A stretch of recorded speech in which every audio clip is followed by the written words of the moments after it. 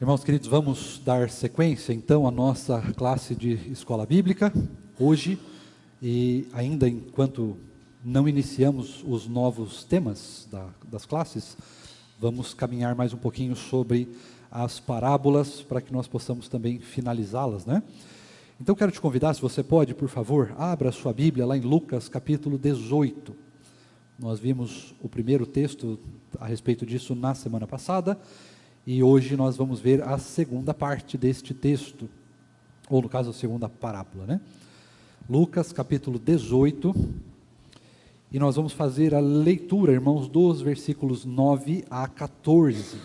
Lucas 18, do 9 ao 14, é o texto que nos cabe nessa manhã. Nós vamos fazer a leitura dele de maneira integral agora, para os irmãos terem ciência daquilo que nós vamos tratar, e depois nós vamos passar ele verso a verso, e assim nós vamos explicando o texto e tirando as dúvidas dos irmãos também, tá certo?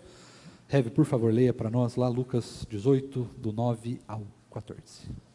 Diz assim: Jesus também contou esta parábola para alguns que confiavam em si mesmos, por se considerarem justos e desprezavam os outros. 2 homens foram ao templo para orar. Um era fariseu e o outro era publicano. O fariseu ficou em pé e orava de si para si mesmo, desta forma: ó Deus, graças te dou porque não sou como os demais homens, roubadores, injustos e adúlteros, nem ainda como este publicano. Jejuo 2 vezes por semana e dou o dízimo de tudo o que ganho. O publicano, estando em pé, longe, nem mesmo ousava levantar os olhos para o céu, mas batia no peito dizendo: ó Deus, tem pena de mim que sou pecador. Digo a vocês que este desceu justificado para a sua casa, e não aquele, porque todo o que se exalta será humilhado, mas o que se humilha será exaltado. Vamos orar mais uma vez? Deus maravilhoso, nós te louvamos, te exaltamos mais uma vez pela tua palavra. Ó Deus, muito obrigado por ela. Obrigado, a Deus, porque ela fala ao nosso coração, ela nos ensina, ela nos exorta, ela nos consola também. Por isso, a Deus, nós clamamos que o Senhor nos dê entendimento sobre a sua palavra, nos ensine nessa manhã, fale conosco, para que não só possamos entender a tua palavra, mas também possamos ser capacitados pelo Senhor, desafiados pelo Senhor a também cumprir aquilo que ela nos ensina. Tem misericórdia de nós, Deus, e continua, por favor, falando de maneira especial conosco. Nós clamamos ao Senhor, em nome de Jesus. Amém. Muito bem. Irmãos queridos, então, nós estamos aqui diante de mais uma parábola que fala a respeito da oração. No entanto, esta parábola, diferente da anterior, não fala apenas da oração, mas fala do coração daquele que ora. Ela fala também, não da prática em si, ela não vai ensinar para a gente, olha, ora de joelhos, ora de pé, ora assim, ora assado, ora, sei lá, parmegiana. Mas ela nos ensina qual deve ser o nosso coração ao orar. Ela fala sobre a postura de oração, muito mais do que a forma, né, o método. Ela fala então sobre essa postura. Aqui eu queria fazer algumas perguntas rápidas aos irmãos. Quem lembra o que é um publicano? Pode falar mesmo, sem microfone, tranquilo. Um cobrador de impostos. E o que é um fariseu? Doutor da lei. Muito bem. É alguém que conhecia a palavra. E nesse caso, conhecer a palavra não é apenas no sentido intelectual, ok? Ele conhecia a palavra de cor, porque eles eram obrigados, para se tornar um fariseu, você tinha que decorar todo, pelo menos o que estava escrito do Antigo Testamento, de cor e salteado, ok? Então eles precisavam decorar. Lembra que todos os meninos decoravam a Torá, os 5 primeiros livros da palavra de Deus, se não me falha a memória, até os 12 anos. Eles precisavam, era uma obrigação decorar os 5 primeiros livros da Bíblia. Tá? Para quem ia continuar na carreira eclesiástica, vamos dizer assim, naquela época, precisava decorar todo o resto também. Isso era uma característica da época. Agora, quando nós olhamos para esta situação, então, nós temos exatamente este contraste. Porque Jesus estava falando com os seus discípulos, visto que esse texto começa lá no versículo de número 20, do capítulo 17, na verdade. Tá? Então, ele estava falando a respeito de várias coisas com os seus discípulos. Depois você vai ver aí no versículo de número 15 a 17, ele vai falar sobre as crianças, lembra? Que algumas pessoas estavam trazendo crianças até o Senhor Jesus e os próprios discípulos estavam ali, olha, peraí, não traz criança não, criança atrapalha. Né? Não, criança não atrapalha, porque aí ele justamente vai dizer, quem não for como uma criança, não entrará no reino dos céus. Tá?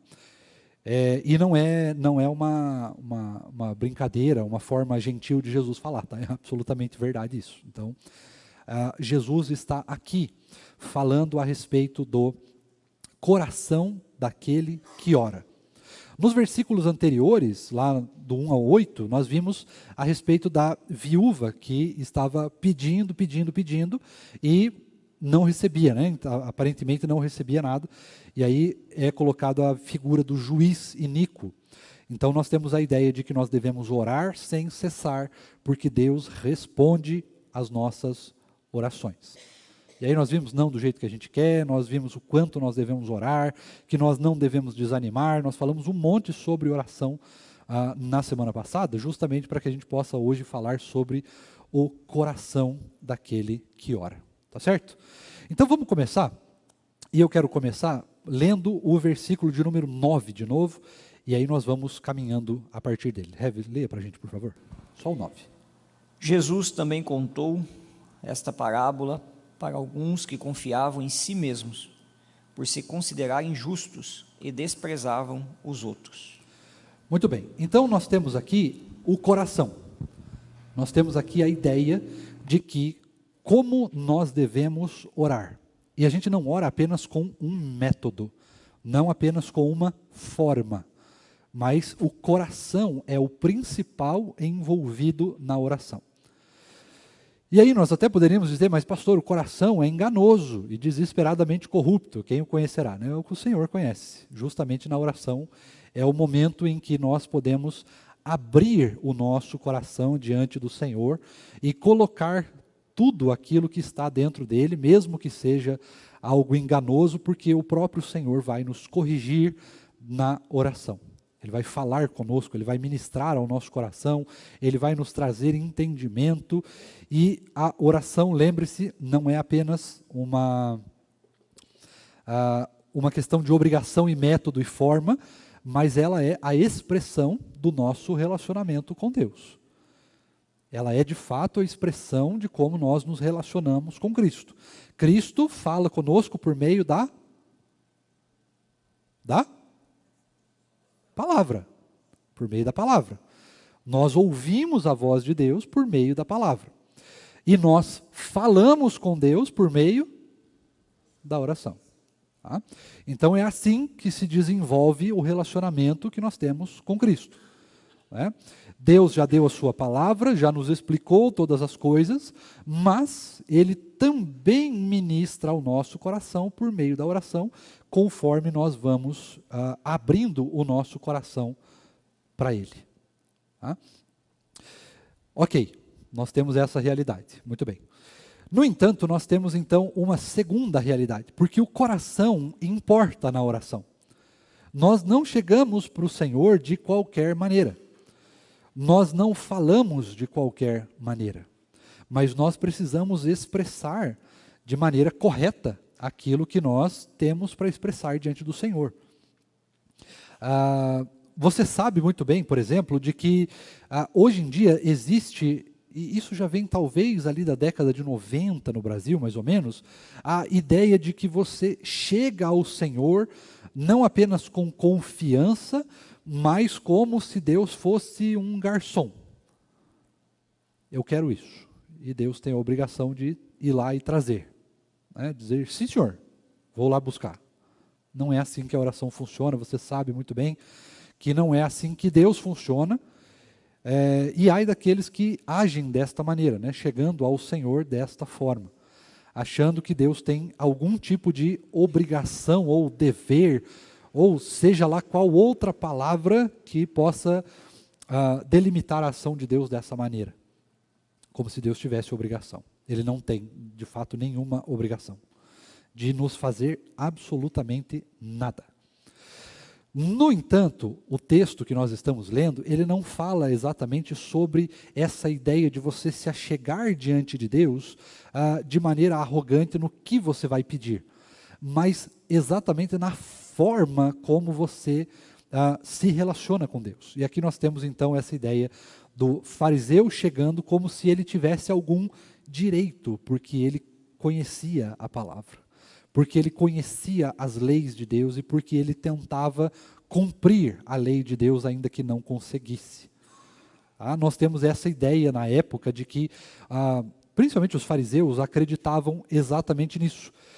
Para se achegar diante de Deus, para que você tivesse as suas orações respondidas, para demonstrar a sua santidade ou a sua vida com Deus, era necessário que você fizesse algo. Você baseasse o seu relacionamento com Deus nas obras.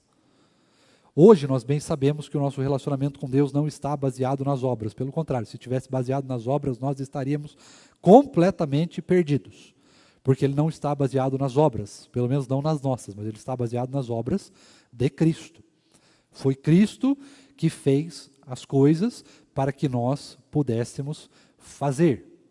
Se não fosse pela obra de Cristo, nós não conseguiríamos nem mesmo orar direito. Tá? Então esse fariseu, ou melhor, essa parábola vai nos contar a ideia de que um fariseu vai chegar diante do Senhor de uma maneira extremamente arrogante, de uma forma extremamente arrogante. Né? E ele vai na sua oração, essa oração provavelmente foi feita, o contexto aqui, a ideia da parábola, né, é trazer que essa oração era feita no templo, né, de maneira pública, e aí nós falamos um pouco sobre oração pública e particular na semana passada, mas a ideia aqui para nós estava tendo uma oração de certa maneira pública.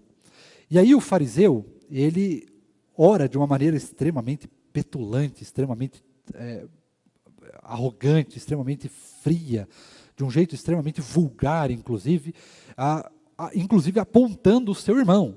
Não, então é como se a gente olhasse assim, vou me colocar no lugar, né? Eu falasse assim: Deus, muito obrigado, porque eu leio a palavra todo dia, diferente do seu Edgar. Não, o seu Edgar lê muito mais do que eu, provavelmente.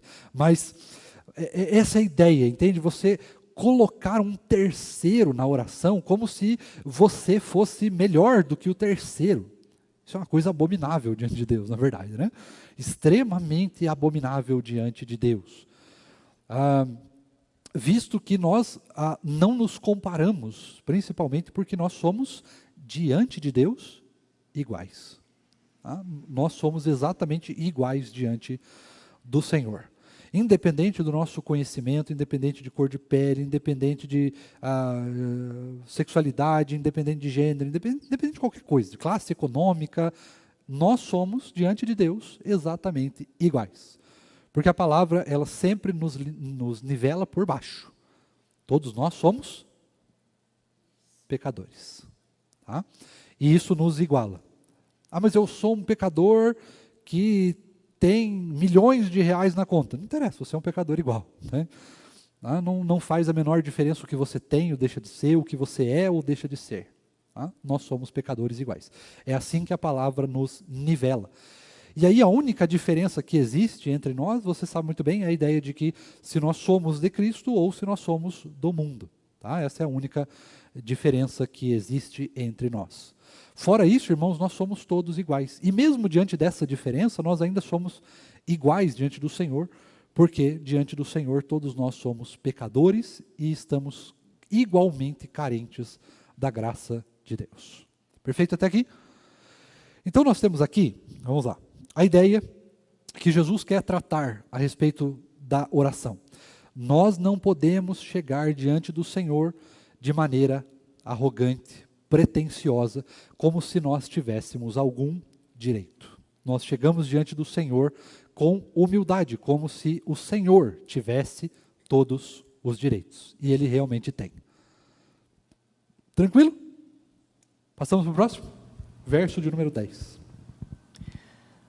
2 homens foram ao templo para orar. Um era fariseu e o outro era publicano. Aqui nós já temos então a diferença. Mas vamos expressar um pouquinho mais essa diferença? Você tem que lembrar, irmãos, que o publicano, e você tendo visto todas as aulas que a gente viu aqui, né, você sabe que o publicano era alguém extremamente desprestigiado naquela cultura. Mais do que desprestigiado, ele era odiado. As pessoas realmente o odiavam, né? Todos os publicanos eram igualmente odiados. Eram pessoas extremamente desprezadas, ainda que fossem muito ricos, ainda que gozassem, né, de muitas virtudes, de muitos privilégios diante do Império Romano, visto que os publicanos eram aqueles que cobravam os impostos do povo de Deus em nome de Roma.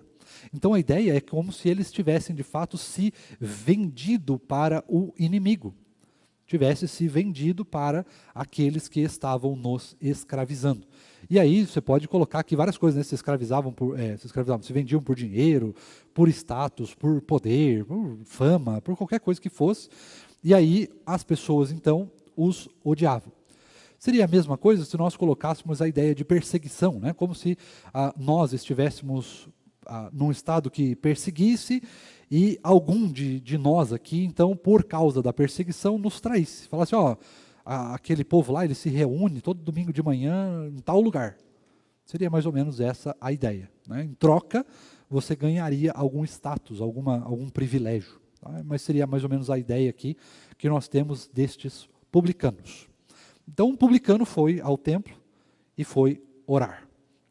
Do mesmo lado, nós temos então o fariseu.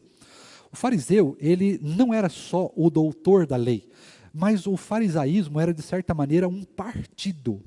Um partido. Não necessariamente político, mas tinha influência política sobre algumas decisões que eram tomadas pelo povo e eram tomadas também pelos governantes de Roma que estavam governando Israel naquela época, tá certo? Então é importante a gente lembrar que eles também exerciam funções de certa maneira, tá? Não era necessariamente isso, mas de certa maneira funções políticas, ou pelo menos uma influência política nas decisões que eram tomadas.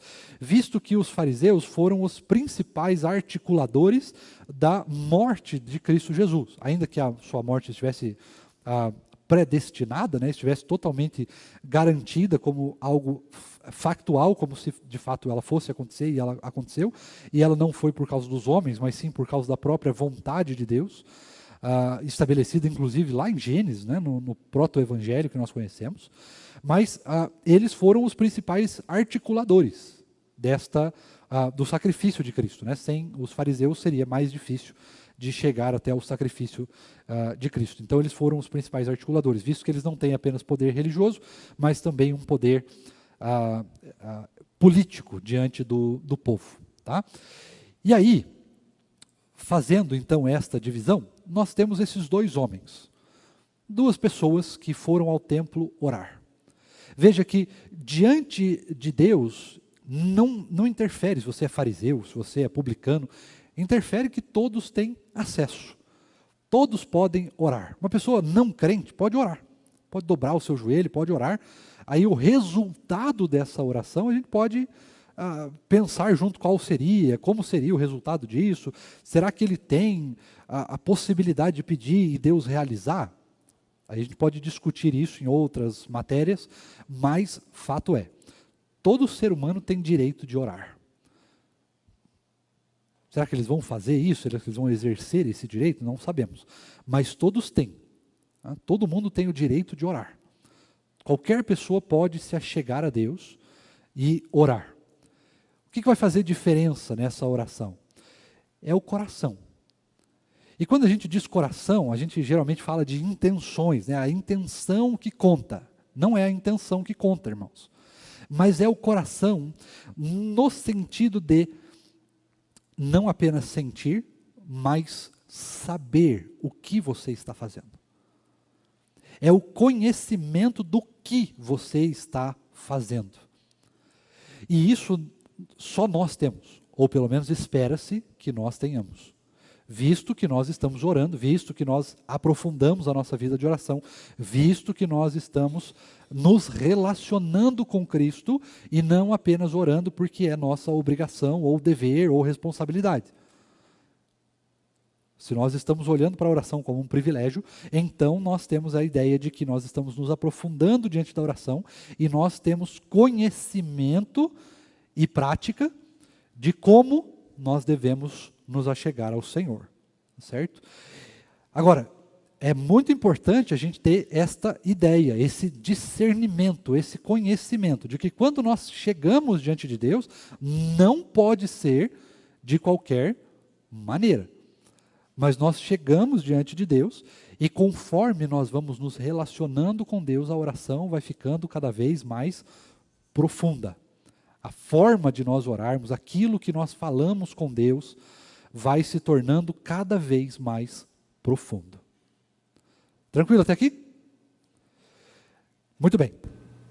Visto que esses dois estavam orando, visto que tem direito os dois de orar, nós vamos agora então ver as diferenças de como é a oração deles. Como é que eles se colocavam diante de Deus. E a forma como nós nos colocamos diante de Deus tem justamente a ver com o conhecimento que nós temos de quem Deus é. Tá certo? Heve, verso 11, por favor.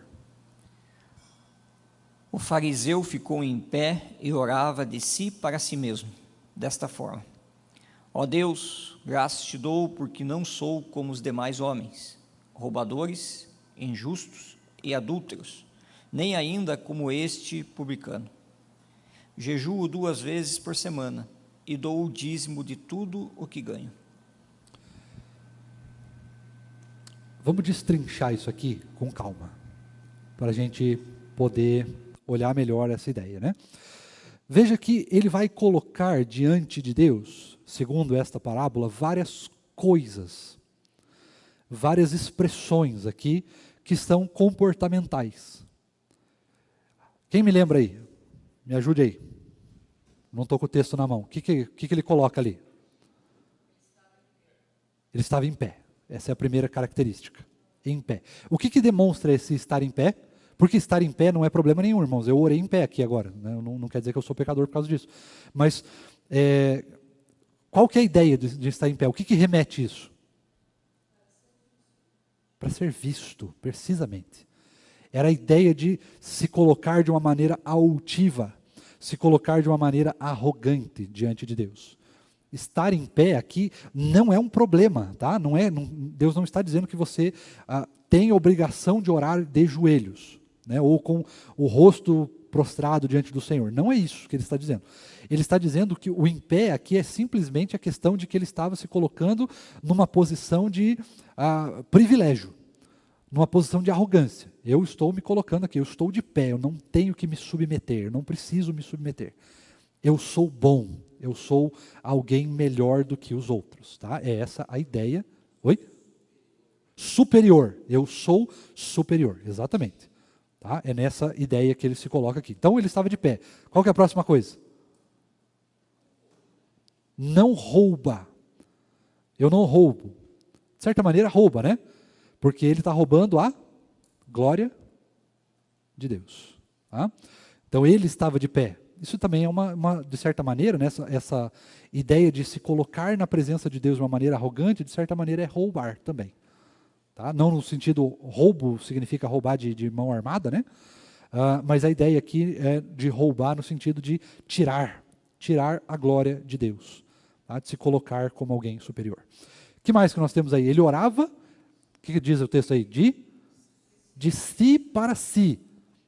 Ou seja, ele não estava preocupado com Deus, ele estava preocupado com ele mesmo.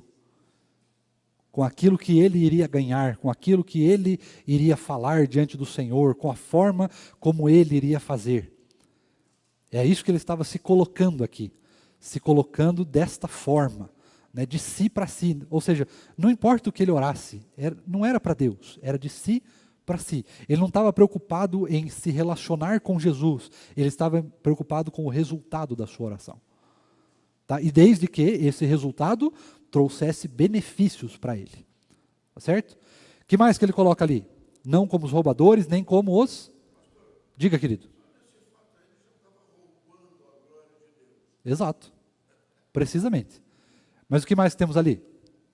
Não sou também como esses ladrões e injustos e adúlteros. Então você tem aqui a ideia aqui, né? Vamos dizer assim, será que ele não era adúltero? Ele estava traindo o Senhor, não estava? Com ele mesmo. Não é exatamente isso? Traindo o Senhor com ele mesmo. Isso também é adultério. Então ele estava se colocando como assim, eu não faço essas coisas, mas não fazendo, ele estava justamente fazendo. Tá? Não tentando fazer, ele estava fazendo. Agora nós temos aqui uma coisa muito curiosa. Deixa eu contar um caso para vocês. Uma vez, um negócio, vocês vão ficar até meio escandalizados, mas uma vez, eu não vou nem dar o nome do santo, nem nada, porque né, não vale a pena. Mas uma vez eu estava ouvindo uma pessoa falar. E aí essa pessoa, ela falando sobre o que nós vamos falar agora, né, sobre jejum, e aí ela, falando assim, no alto da sua arrogância, ela chegou a dizer assim, existe um dia do ano que eu separo para fazer jejum de pecado. Pronto, já pecou. Já pecou aí. Porque você não faz jejum de pecado, você não faz jejum, você não tira a sua própria natureza. Né? Nós somos pecadores, a gente não faz pecado. Isso demonstra uma ignorância completa a respeito do que é pecado. Né? E isso faz parte do nosso imaginário, porque a ideia do pecado é exatamente essa, né? Eu faço alguma coisa que é pecado. Não, irmãos, nós somos pecadores. Né? Nós somos. E porque nós somos, nós fazemos. Tá? Não é o contrário. Não é porque a gente faz que nós somos. Nós somos e por causa disso nós fazemos. Tá? E é exatamente disso que Jesus veio nos libertar. É do ser pecador. Tá? É a natureza que ele veio restaurar na cruz do Calvário. Tá? Beleza. Vamos falar um pouquinho sobre jejum. Ele falava ali que ele fazia 2 vezes na semana ele jejuava. E aí, irmão, quanto que você jejua? Faz tempo que não faz, né? Puxa vida. Irmãos, jejum, ele tem algumas características bíblicas, né? Você não faz jejum por qualquer coisa, você não faz jejum de qualquer coisa. Tá? Aqui eu vou dar a minha perspectiva bíblica, se você quiser, Revi, pode fazer também. Mas eu, pessoalmente, por exemplo, sou contra qualquer jejum que não é bíblico. Tá? Qualquer jejum que não é bíblico, eu sou bem contrário. E o jejum bíblico é de comida. Perfeito? Todo mundo está comigo? Comida? Jejum bíblico é comida. Então, irmãos, eu sou bastante contrário a fazer jejum de Coca-Cola, por exemplo, e achar que você está abafando com Deus. Não está. Tá? Não está. Porque jejum de Coca-Cola é a coisa mais fácil que tem no mundo de fazer, é só você não comprar. Só não comprar e está tudo certo. Jejum de chocolate, por exemplo. Chocolate não é comida, irmãos. Chocolate não é comida. Chocolate é diversão, é alegria, é maravilhoso, é a coisa perfeita do universo, mas não é comida. O jejum de Deus é comida. Outra coisa, o jejum não é para conseguir algo diante de Deus. O jejum era para nos aproximar de Deus. Tá? O jejum tem esse objetivo. Eu quero jejuar porque, Senhor, eu estou orando para encontrar uma esposa, um marido, e eu vou jejuar. Não faça isso, por favor. Não faça isso. O jejum não é para conseguir algo diante de Deus. O jejum é para nos aproximar de Deus. É para demonstrar que quando nós abrimos mão da alimentação, nós estamos fazendo algo no sentido de buscar ainda mais a Deus. Tá? Nós buscamos a Deus de maneira mais intensa no período do jejum. Para quê? Para buscar a Deus de maneira mais intensa. Tá? Só isso. É para isso que o jejum serve. Nós buscamos a Deus de maneira mais intensa. Ele não serve para conquistar alguma coisa diante de Deus. Tá? Então tenha, por favor, isso em mente. E jejum de Daniel, se alguém já fez aí jejum de Daniel, algumas coisas, essas coisas que o povo inventa por aí. Nós vamos fazer um jejum de Daniel de 30 dias. Irmãos, o máximo que vai acontecer é você melhorar muito a sua saúde. Fora isso, você não vai ficar mais espiritual por causa disso, não vai mudar muita coisa. Tá? E você não vai conquistar alguma coisa diante de Deus porque você fez um jejum de Daniel. O jejum não é para alcançar alguma coisa, sim para ter proximidade com Deus. Tá? Então, quanto a isso, você não precisa ter esse peso de falar assim, ai pastor, puxa, eu não fiz jejum mesmo, eu tenho que fazer. Tem, você realmente tem que fazer. Mas você tem que fazer jejum, se for, para se aproximar mais de Deus. Perfeito? Agora, nós temos o jejum para pedir algumas coisas diante de Deus, e isso são duas coisas. O jejum para pedir alguma coisa diante de Deus é em época de guerra. Nós pedimos diante de Deus, diante da guerra, e nós pedimos diante de Deus em jejum por causa de alguma calamidade. Guerra e calamidade são as posturas bíblicas que nós temos para fazer jejum diante do Senhor. Deu para entender? Tranquilo? Então este fariseu fazia jejum 2 vezes por semana. Como nós sabemos que ele orava de si para si, provavelmente ele fazia jejum de si para si. Ou seja, como um ato de obrigação ou até mesmo de penitência. Eu vou fazer isso porque assim eu me penitencio diante de Deus, né? Eu trago para mim arrependimento de pecado, ou eu demonstro que eu sou uma pessoa arrependida, que eu sou uma pessoa diferente, ou sei lá o que ele estava pensando ali, ou o que ele poderia pensar, ou o que qualquer pessoa poderia pensar. Mas é muito importante que vocês tenham isso em mente, tá? Não trate jejum como uma obrigação. Trate jejum da mesma maneira que a oração. A oração serve para nos aproximarmos de Deus. O jejum serve para nos aproximarmos de Deus. Alguma pergunta até aqui? Comentários? Não? Sigamos para a oração, então, do publicano. Rev. Versículo de número 13. O publicano, estando em pé, longe, nem mesmo ousava levantar os olhos para o céu, mas batia no peito dizendo, ó Deus, tem pena de mim, que sou pecador.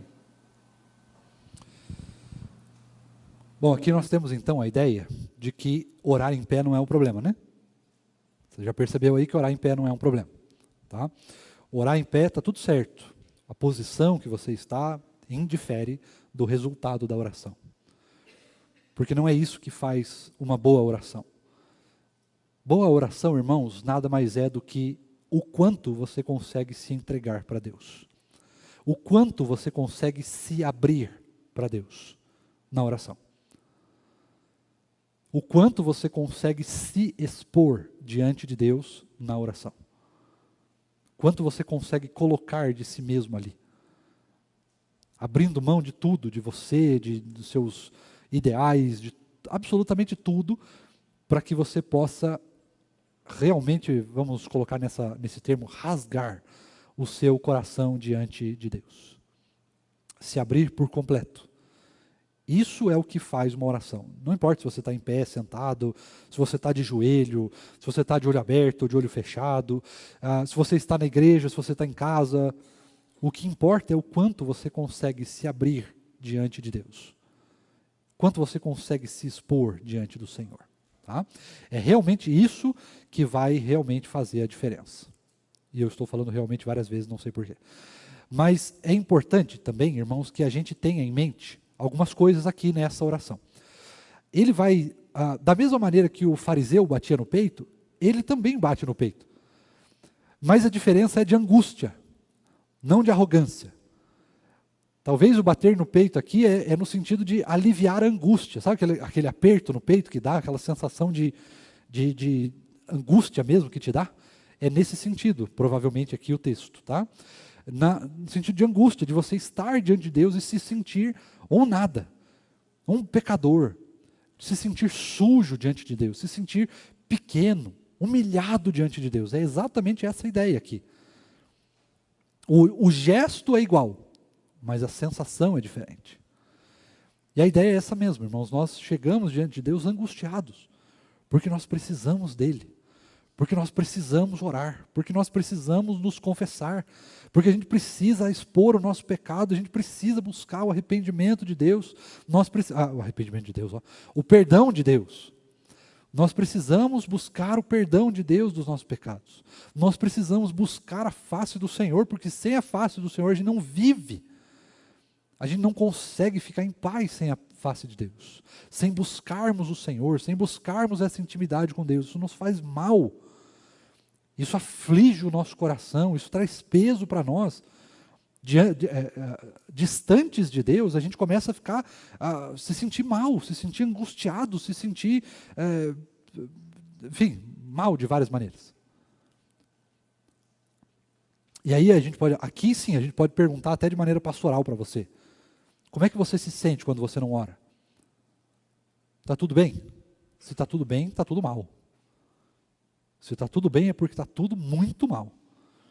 Você consegue passar dias sem orar? Meu irmão, a sua vida está muito ruim. A sua vida espiritual está muito ruim. Muito fraca, muito fria. E aí, neste caso, muito perto do pecado. Muito perto do pecado.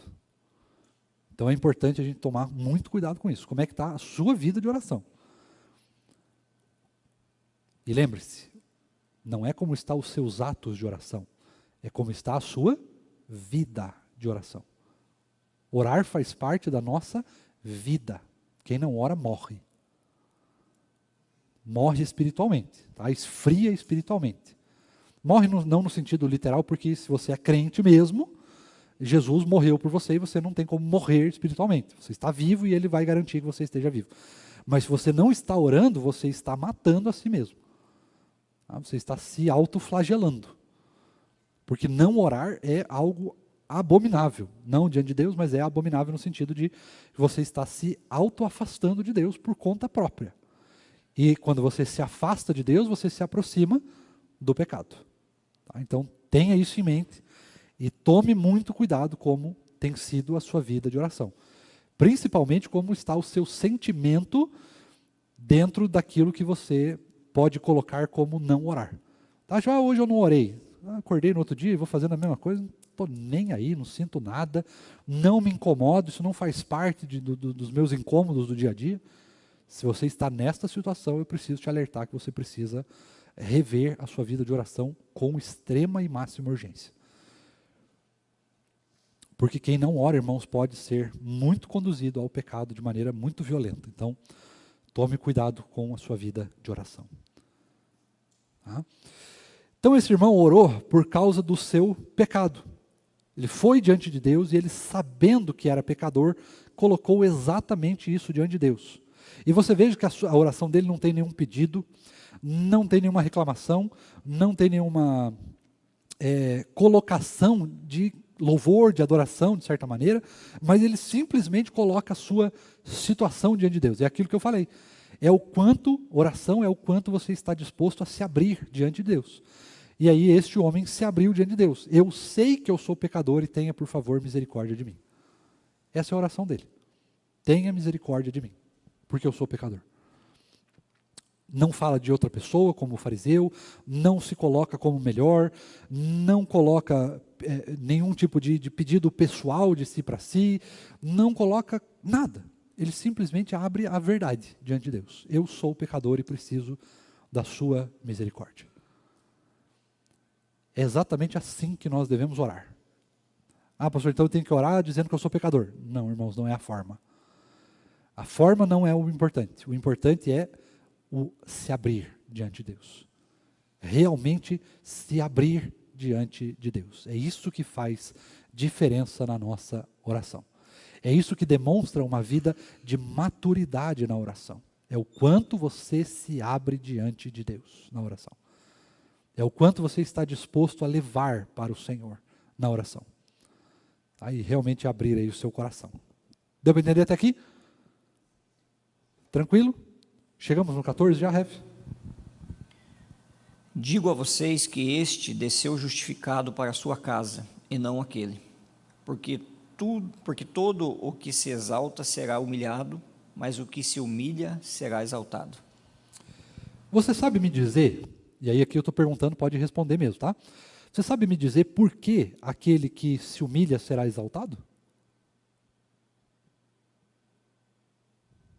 palavra está com os irmãos. Por que será? É isso. É isso. Quando nós nos humilhamos, irmãos, o Senhor nos exalta. Nós não somos exaltados por conta da nossa humilhação. Nós somos exaltados porque o Senhor nos exalta. Porque o Senhor faz as coisas. E quando nós nos humilhamos, nada mais nós estamos dizendo ao Senhor que nós não conseguimos, Senhor, só o Senhor pode. E essa não é justamente a verdade? Quando eu deixo de acreditar que eu posso, que eu consigo fazer alguma coisa e coloco isso diante do Senhor, então Ele faz, Ele age. Porque é exatamente isso que Ele faz. Ele age. É Ele que faz, é Ele que nos sustenta, é Ele que garante o perdão dos pecados, é Ele que traz arrependimento, é Ele que traz a nossa salvação, é Ele que nos fortalece contra a luta, na luta contra o pecado, é Ele que nos dá vitória contra o pecado, é Ele que nos dá vitória contra o maligno, é Ele que nos faz orar, é Ele que nos faz ler a palavra, é Ele que nos faz entender a palavra que nós lemos, é Ele que nos faz sair da cama para ir para a igreja, Ele que renova suas misericórdias, Ele que é gracioso, Ele que faz milagres, é tudo Ele. É Ele que nos santifica, que nos justifica, que nos glorifica. É só o Senhor que faz essas coisas. E é justamente na oração que nós vamos levar esta característica para Deus. É justamente na oração que nós vamos colocar nós vamos nos posicionar nesse sentido. No sentido de humilhação. E aí, justamente por isso que muitas vezes eu falo na oração de contrição, né? O lugar mais alto que um ser humano pode chegar é aos pés de Jesus. Não existe um lugar mais exaltado do que estar aos pés de Cristo, porque nós não merecíamos estar lá. Nós não merecíamos chegar neste lugar. Nós não tínhamos nenhum direito de chegar nesse lugar. Pelo contrário, ao chegar neste lugar, nós deveríamos ser fulminados por causa do nosso pecado. Nós deveríamos ser destruídos. E o Senhor nos garante isso como um direito. Nós podemos chegar diante de Deus com ousadia, inclusive. Como assim ousadia? Ousadia no sentido de que nós podemos. A gente pode fazer isso. E por causa desse poder, nós vamos então nos humilhar diante de Deus. E nós vamos abrir o nosso coração, nós vamos rasgar a nossa alma, nós vamos nos despir diante de Deus e nós vamos colocar tudo o que for possível colocar diante do Senhor. Para que Ele trate o nosso coração, para que Ele nos responda, para que Ele ministre a nós, para que Ele nos abençoe com a sua presença, para que Ele realize milagres, para que Ele faça coisas por nós. E mesmo que Ele não faça coisas por nós, e isso é impossível, porque Deus sempre está fazendo alguma coisa por nós, elas podem só não ir de encontro à nossa vontade, mas Ele sempre está fazendo alguma coisa por nós. Mas nós nos achegamos diante de Deus, irmãos, porque é um privilégio expor as coisas para o Senhor. Porque é uma delícia colocar as coisas diante de Deus, porque é um alívio para a nossa alma tirar o peso das nossas costas e colocar aos pés de Cristo. Porque é um alívio poder nos achegar diante do Senhor. Porque Ele nos perdoa quando nós chegamos diante dEle. Nós expomos o nosso pecado diante dEle, Ele nos perdoa e nós sentimos esse perdão. Nós sentimos a Sua presença de uma maneira especial. Nós sentimos o Seu poder de uma maneira especial. Nós sentimos Ele ministrar ao nosso coração o Seu consolo, o Seu conforto. Os benefícios são inúmeros, né? Eu não vou conseguir enumerar todos aqui, mas nós temos um privilégio tremendo de chegar diante do Senhor. A gente só precisa aprender a fazer isso direito. Aprender realmente a chegar diante do Senhor, não apenas como uma obrigação, como um peso, mas de fato como um privilégio inimaginável. Um privilégio que não tem preço. E nós podemos fazer isso de várias formas, em vários lugares, mas a gente precisa fazer isso. Não porque é uma obrigação, mas porque é uma necessidade. Nós precisamos nos achegar diante de Deus, irmãos, e a gente precisa fazer isso, porque é um privilégio maravilhoso chegar diante do Senhor. E porque Ele trata o nosso coração quando nós nos achegamos diante dEle. Porque Ele faz os benefícios que você já conhece diante dEle. E aí, para fechar, nós temos então o versículo 15 a 17, que vai justamente falar sobre as crianças. E aí é quase como, de fato, uma humilhação, né? Porque o fariseu chegou diante de Deus da mesma maneira como uma pessoa extremamente arrogante, né? E aí então Jesus vai, logo depois dessa ideia, né? O evangelista vai trazer então essa outra história, que não é aqui uma história de parábola, é uma história real, de que algumas pessoas traziam crianças diante de Jesus. E aí o escritor do evangelho, né, o Lucas vai escrever exatamente isso. Depois dessa oração do fariseu e humilhação dele diante de Deus, ele ainda coloca esta realidade, de que nós precisamos ser como crianças. E é justamente essa ideia, irmãos. Nós nos achegamos a Deus como crianças,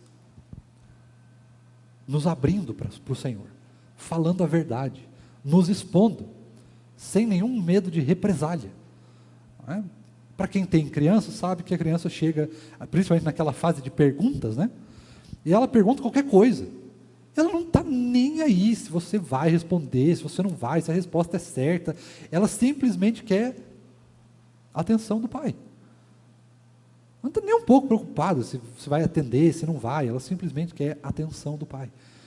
E é muitas vezes isso que a gente não chega. A gente não quer a atenção do pai, a gente só quer aquilo que ele nos dá. Ou aquilo que ele pode nos dar. Então tenha isso em mente quando você for orar. Chegue diante do Senhor como quem apenas quer a atenção do pai. Como quem precisa da atenção do pai. Porque realmente nós precisamos. Tá certo? Perguntas? Colocações? Comentários? Esta é a hora. Fale agora ou cale-se para sempre. Diga, meu querido.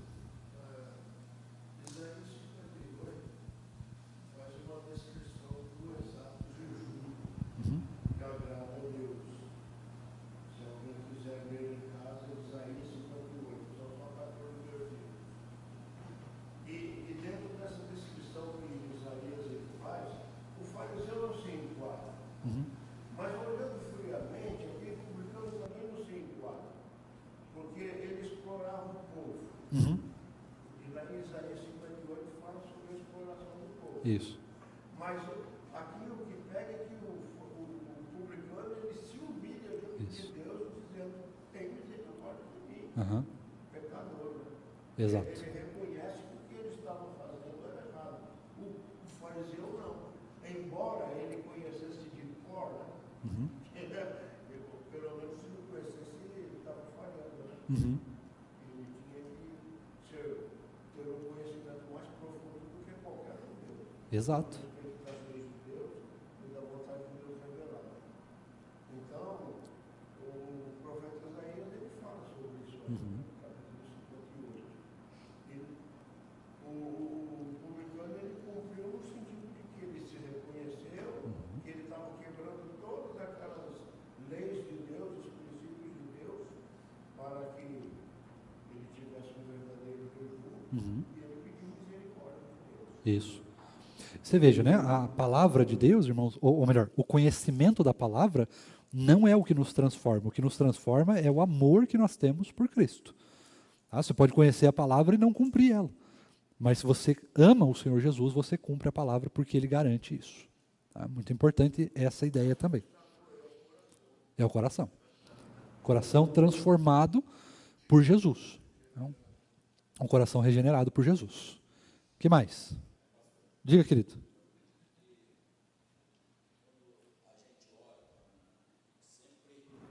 Quando você se coloca diante de Deus, existe uma colocação, né, que eu provavelmente sempre faço, que é: renova as tuas misericórdias sobre a minha vida, Senhor. E o que dá para entender aqui é que o publicano, ele confiou apenas na misericórdia de Deus. Né? Ele foi lá, se quebrantou. Então, por isso que essa parábola nos traz algo assim muito importante para a nossa caminhada de oração, né? Como nós prostramos diante de Deus, como nós buscamos, né, Deus próximo de nós. E então a misericórdia, a graça de Deus é que tem nos levantado, nos animado e caminhado conosco. Exatamente isso, precisamente. Né? Essa é a ideia fantástica do arrogante e do humilhado, que se coloca diante de Deus como se Deus fosse sua única necessidade. E de fato é, né? Nós precisamos do Senhor. Algo mais?